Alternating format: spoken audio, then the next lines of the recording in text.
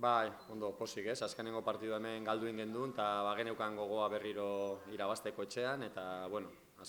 bigarren garaipena jarraian, oso posik, partidu oso zaila zalako bagenekien, eta ondo, oso posik.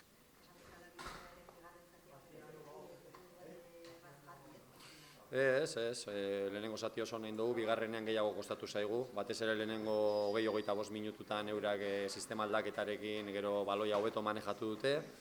eta hor momentu batzuetan sufritu dugu, baina jakin behar dabe bai momentu horietan sufritzen, gero ondo bukatu dugu partidua berriro, azkenengo ordu laurena, eta bueno, genekien eurak ere oso jokalari onak dituztela, eta egongo zala momenturen bat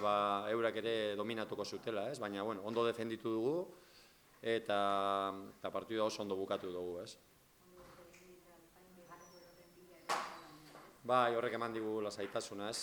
bigarren gola sartzea zangako, eduki ditugu aukera batzuk sartzeko, eta, bueno, azkenean bigarren golarekin ia partidua bukatu da, eta, bueno, ondo, posik,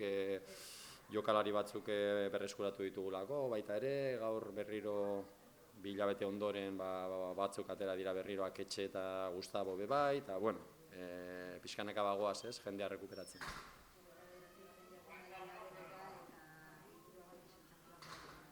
Bai, ondo, bai. Bueno, normalean hemen emaitza honak eskuratzen ditugu, eta